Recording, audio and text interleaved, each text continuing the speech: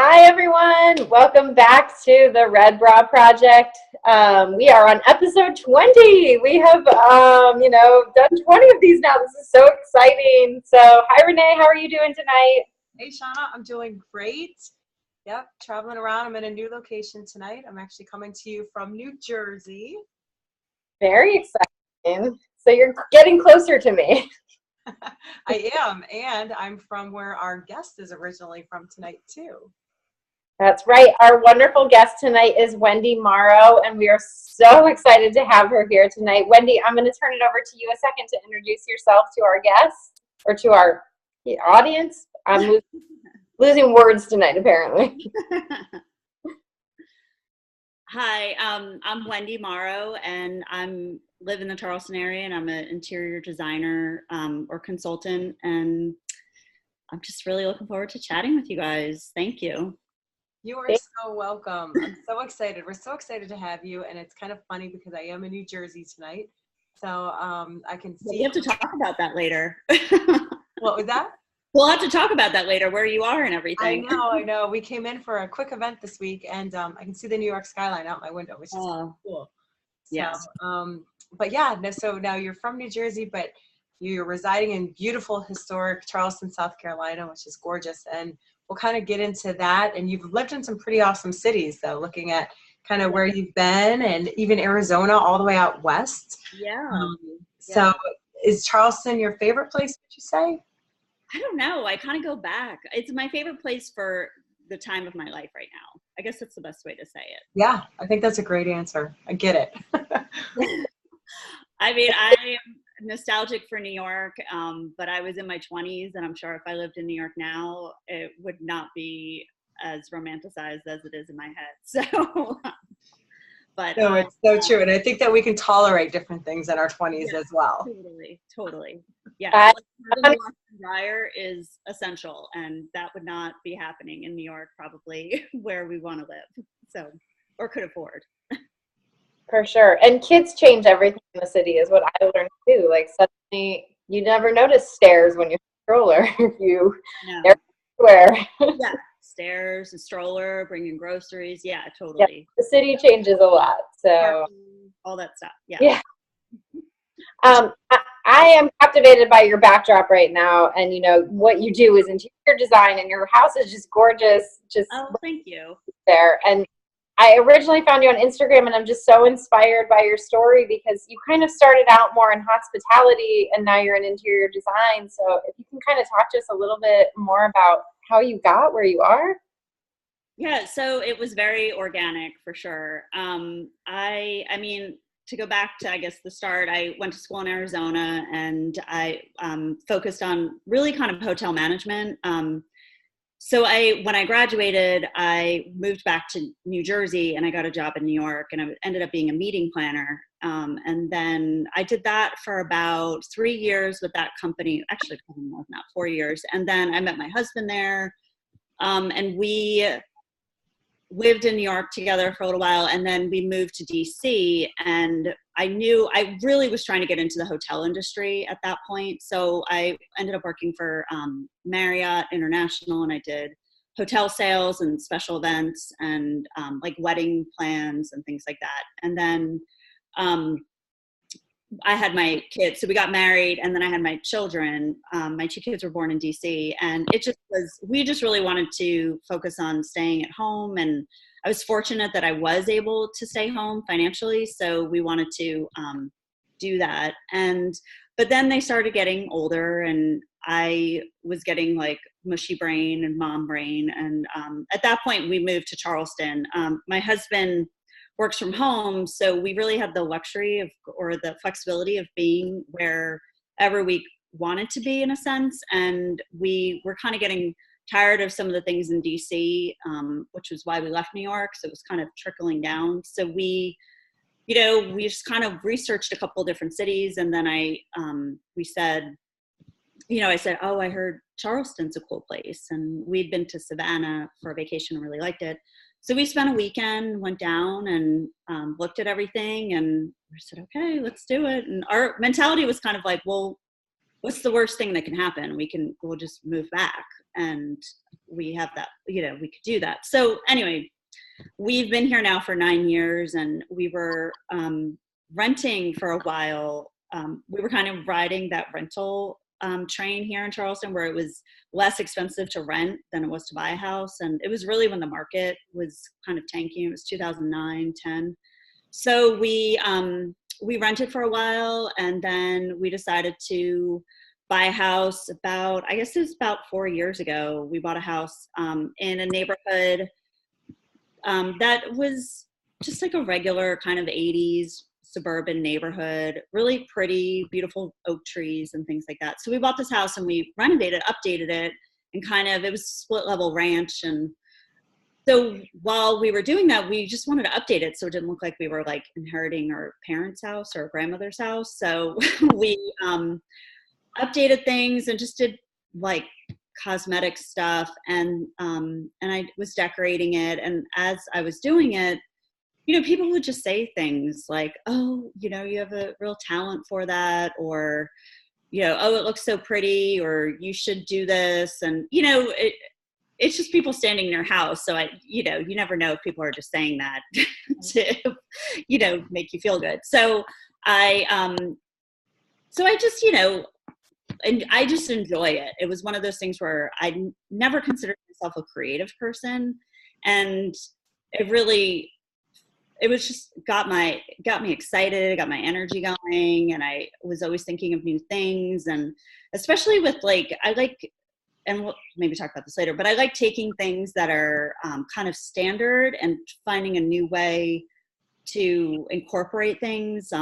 Like, for example, we had a split level house, and there's the side rail that overhangs, and, you know, and it just looks down, it has the drop down. And I was like, well, why don't we take that down and put a bookcase in and put a TV, you know, make it kind of try to add new details and things like that. So that always got me excited to think of like kind of problem solve or think of new ways to do that. So then we were buying that house as an investment. So we ended up selling it, and we bought the house that we're in now. And this is like our forever house, or at least until the kids are in college. So, so as I did that, I just kind of was being more creative and thinking of new things. And at that point, people started asking me for help for stuff, and, you know, and it was friends. And so that was about 2.5 years ago. So it was friends. And then it started to become friends of friends. And then it was strangers. And I was like, okay, well, this is obviously going somewhere. So I need to get my act together and maybe like start a business, or I want to start a business. And it was very intimidating and scary to think about. And if I acknowledged it back then as much as I have now, I think I would have been terrified. But you're doing it. Yeah, I am. I just, you know, the good thing is it was baby steps, and it was very, like I said, it was very organic. So it wasn't anything that, it didn't feel, there were those moments where it feels overwhelming and you get that, I'm going to throw up because I'm so nervous right now. But at the same standpoint, it's like, you just do one little step at a time, and you think about just what's in front of you and not a mile ahead. So yeah, that's a great way to put it. And it was more natural, like you said, and you just kind of built off of it, and it wasn't forced. So it felt good. And before you knew it, you had a business growing, and you recognized that, which was pretty cool. And I know you had said that it's just one of those things that you didn't realize that you were that creative, and that, you know, you could keep doing something like this and have a passion for it and then get paid for it on top of it, which is pretty amazing.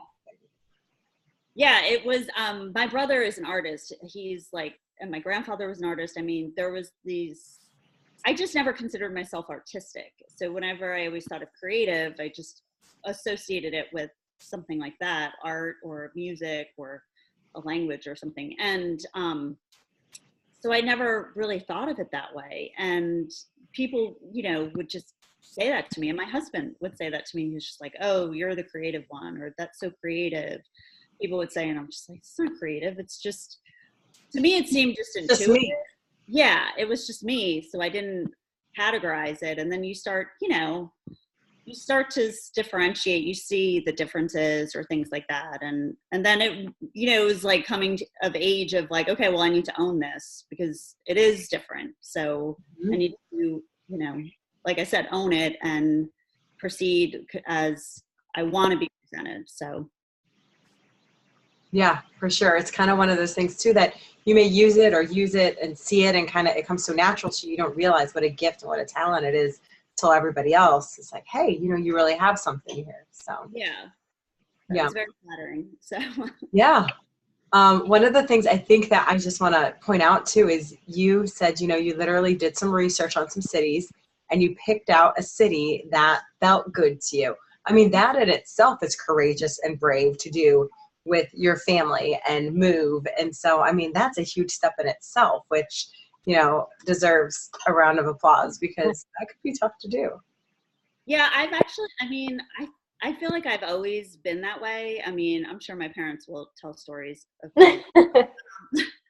I just always have not. I always have had I guess in that sense, the adventurous attitude, like where I grew up in New Jersey and I went to school in Arizona. I was kind of like, this is where I want to go. And I was really fortunate that I grew up with a family that was really supportive of that. And they, I had some friends that, their parents took out a compass and said, you can only go within a 4-hour radius and things like that. And my parents were like, okay, that's what you want to do. Or I wanted to study abroad for a summer. Great. If you want to do that, it's just things like that. So I guess my attitude, like I said before, was, what do you have to lose? You can always go back. I was very fortunate. I had a safety net of my family and a support structure. So it was kind of like, and to me, and I tell people this that our kids are deciding colleges now, because I went so far away, and I was like, this is when you want them to do it, because they have that safety structure of college itself, that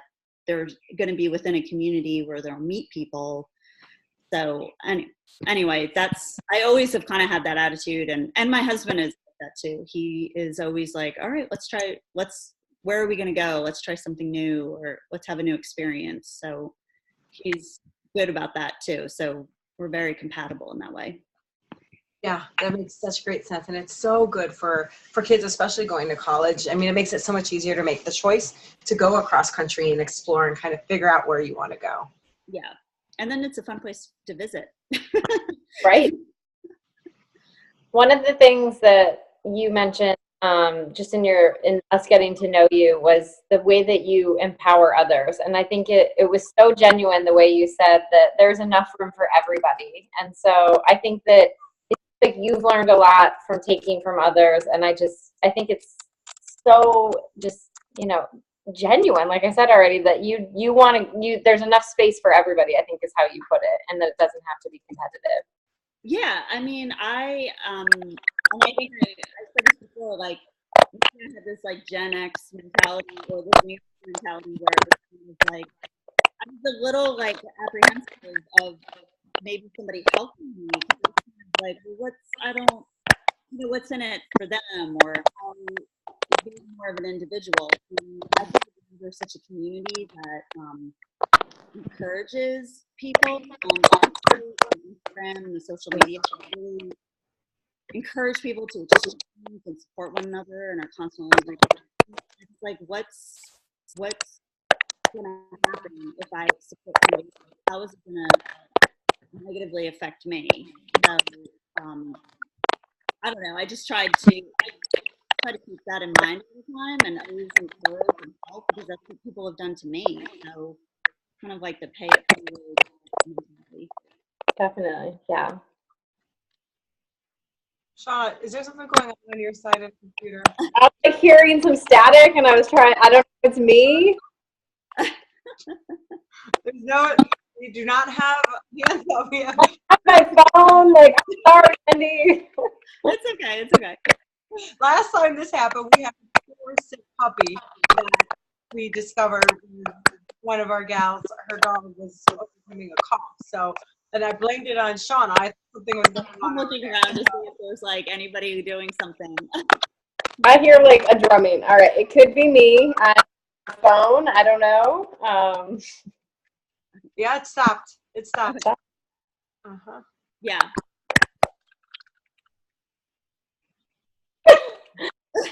Wendy, this is not about my phone.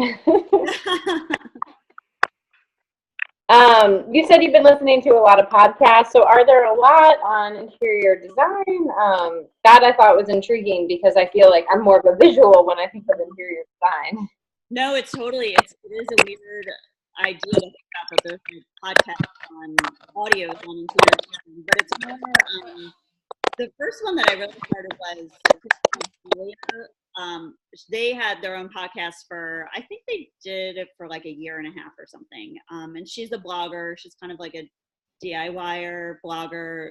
She's great if you've never followed her. But and she would have these podcasts. So her and her husband would just, and this man Preston Pugmire would really just kind of talk about what it was to like renovate something or to add something. And so it was always interesting. And she would go into, so she was really good about describing like her design process and what she needs to do. And then Chris, her husband, would talk about like the actual like physical process of doing the renovation. And then Preston was from almost the client perspective of kind of not knowing what's going on. So asking those kind of questions. So that was really interesting. And they did all different things like color theory, like exteriors, what to do with picture wall, gallery walls, things like that. So it was always interesting. And then there's a woman, a podcast called A Well-Designed Business. And that's probably been going on for about 3 or 4 years, maybe. She's based out of New Jersey. She does like a window treatment company, but she gets on all different designers, and she's had some really, really great ones on. And like Shay McGee from Studio McGee has been on, Amber Lewis, Amber Interiors, like just these big names. Jenny Commenda, I think, was on. So, you know, you get an opportunity to listen to them. And the great thing about them was they're self-taught, and they really go into what step by step of really what they did to create their business. I mean, they have these really big businesses now and have like 750,000 Instagram followers. I mean, it's like crazy numbers. So that part, I kind of educated myself in the sense of with design. And actually Dina Holland, who's a designer out of Boston, she just did one on the Well-Designed Business, and it was like eye-opening. Like she really, really was like me a couple of years ago. And now she's just got a really thriving business, but she's really funny, by the way. You should watch her. Just for her going through Home Goods alone is hilarious. So she does stories on it. But anyway, they really laid out a lot of pointers on starting your own business. And it just like reiterated the fact of like, we just need to encourage each other and help each other and support each other. And like I said, there's a big enough pool for everybody, and it's not competition. It's just like helping within the community and bringing more awareness and education to people. So I listened to that for the design aspect information. And then I listened to Gary Vee periodically just for, inspiration. I mean, he just says it how it is. In your face, like, yeah. Get it done, no excuses. Yeah, he gets you. But everything he says is true. I mean, it's like exactly how it is. And I obviously am not going to buy the New York Jets like he's planning to do, but like he's no nonsense, and he'll tell you like, this is what you're doing wrong. You're being lazy, or you don't want it enough, or you're not. He's straight and to the point. I love it. Yeah. And he's right. Mm-hmm. So. Shauna, I happen to mute you on your cell phone. I've jumped on my computer now. I'm like doing it. Much better. I love it. You're resourceful. I was going to tell you, but I'm like typing again when you want to talk, because I didn't want to lose this. This is so good. And I'm like, well, you sound great now. So jump on in. Okay. Thank you. I saw you mute me. I was like, I got to fix this. Wendy, one of the things that you said too was, I think it was a good segue, you're self-taught, but something that you talked to us about a little bit of was one of the fears that actually turned into a confidence builder was starting your career at your age, which I think so many of us can relate to too, as we go through different phases of life, you know, New York City, DC, family. Now, you know, I've been there, done that. I'm ready to move on, but I can't do that now. Look at my age. So talk to us more about that. I think so many women are going to be able to identify with this. Okay, so I am 41, going on 42, and you know, I basically was kind of out of work for.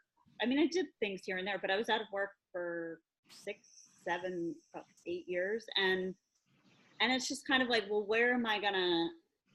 I just needed to know my place a little bit, and I didn't know what I was gonna do, and I feel like a lot of women, or anybody in general, Yeah, would feel that way, and I just was kind of, and I'm unfortunate that it was organically happening to me.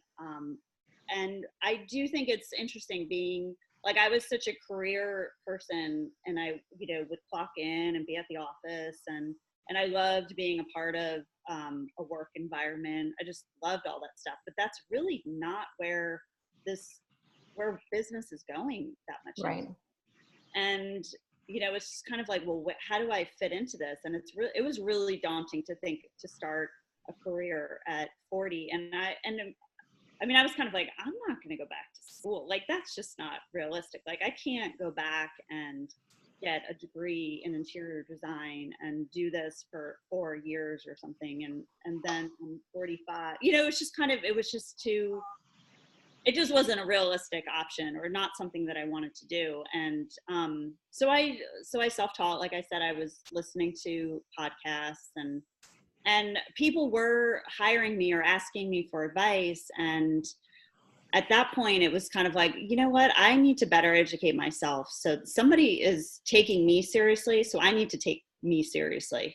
And it was just one of those things where I need to supply myself with the tools. And I have no problem. Like, I'm not intimidated to ask questions to, like, contractors, or not think that I have to know everything, because there's skill sets and there's specialties, and especially in design. I mean, nobody expects a plumber to know how to wire a light fixture. Like, there are different skill sets. So I need to have the confidence to be like, I don't know if we can change that light fixture, but let me ask, or let me let's talk about this, or let's figure this out, or what if we can do it this way?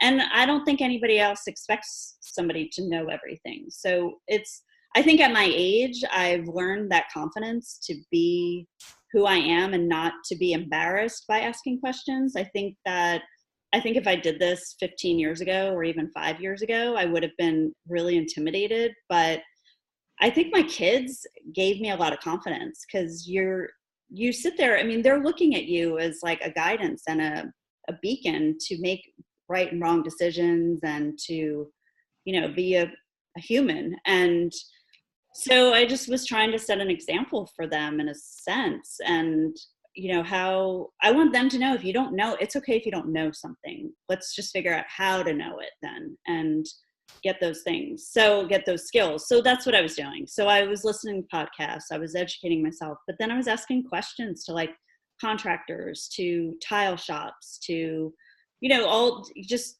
plumbers, things like that. So that I became a little more aware. And obviously experience is a big lesson, but you know, it's just learning that stuff. And then I did go to a local community college, and I took 3 courses there, and I tried to educate myself with some technical things that you can't just learn from somebody else necessarily. And then also another thing that I did learn is to surround myself with people that I can learn from, or that can help me out, because I'm not going to know everything. And I honestly don't have the time to know everything, but there's things that I'm good at. So I want to focus on those things that I'm good at, and let me find people that can fill in the things that I'm not good at.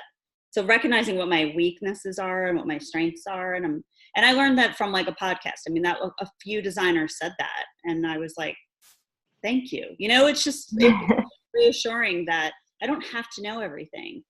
And it just alleviated that like intimidation for it. And I honestly, like I said, because of my age, I don't know if I would have had that confidence 5 years ago or something. And, you know, this is an entrepreneurial world right now. And, and I think people are figuring it out, or I'm figuring it out along the way. And I never thought I would be an entrepreneur by any means, but again, it happened organically. So if somebody told me 5, 10 years ago, you're going to be an entrepreneur, I'd be like, no way. Like, that's not going to happen. I want to clock in, get my paycheck, and, you know, have my accountability here. So, yeah.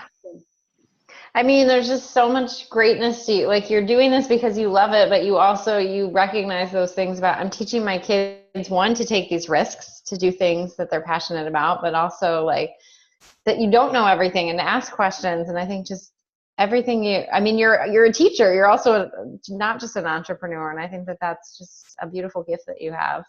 Thanks. I think that goes along with being a parent. I mean, sure, comes with the job as much as it maybe could be frustrating or scary, but it comes very true.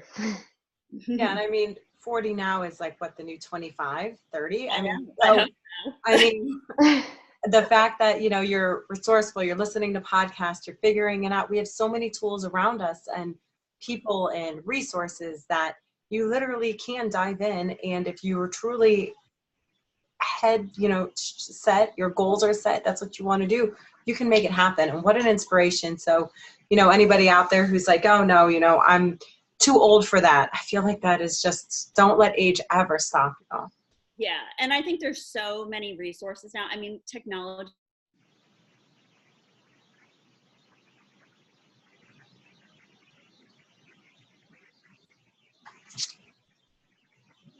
Excuse anymore of not knowing something or not figuring it out or not knowing how to do something. I mean, we're fortunate to live in this kind of world that we can become an entrepreneur if we want to. Yeah, for sure. So every show we love to ask this question, and we call it your red bra moment. And we'd love to hear what your specific red bra moment is. It's different for everybody, big or small, but what was something that you would call a red bra moment for you? Well, I mentioned this before a little bit, but I take pictures around my house and I just post it, and I do Instagram a lot to create. It is my portfolio pretty.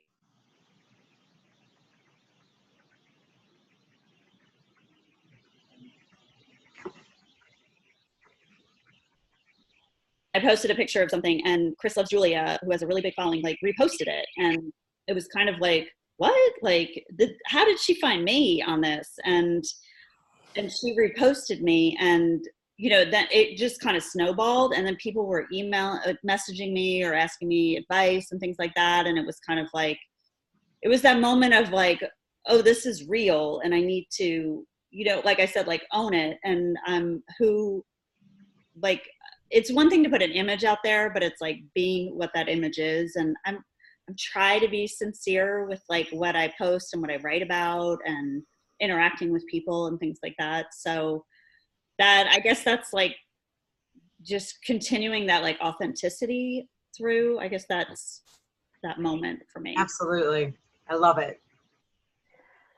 I love the quote that you shared with us, and we have said it on here before too. I think that you shouldn't compare your beginning to someone else's middle. I just think that is so true and so telling. Like, if you had gotten caught up in like, oh, I can't be that interior designer because look at what they've been doing, I mean, you wouldn't be where you are now. And I think that it is so fitting. And I keep hearing that quote more and more on podcasts too, because I think that's that entrepreneur mindset that you have to focus on you and stop comparing. Yeah, definitely. I mean, that was like, when I heard that, I mean, I know it's out there, it's been out there before, but when I heard that, I was like, it was just like a whoa, like that Oprah aha moment. And, exactly. and I was like, oh my gosh, that I really can do this. And I don't need to be intimidated by like what's ahead. It's just, I'm very like, let's just focus on one thing at a time and do one task at a time and have my goals, but not, and chip away at them, but not, don't get too overwhelmed by the big picture sometimes, if that makes sense. It absolutely does.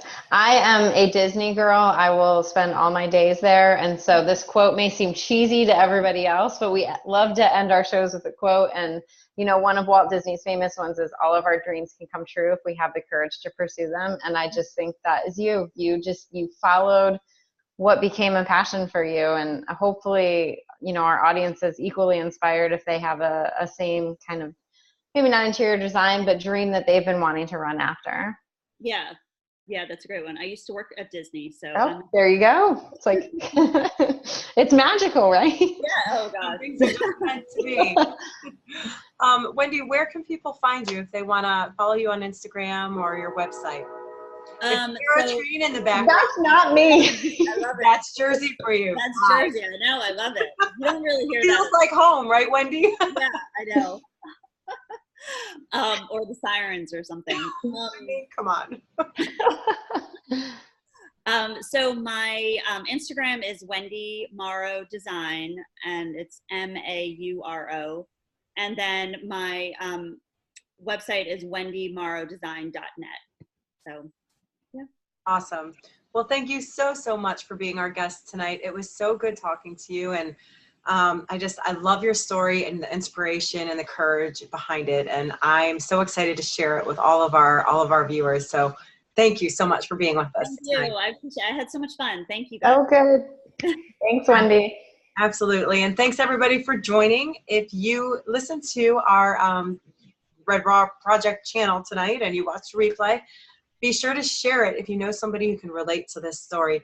Give us a thumbs up and come and join our party over on Instagram. We're going to do an after the night after show with Wendy. We'll post all of her ways to connect with her and, of course, do our blog post. So thanks, everybody, for joining, and have a great night. Bye.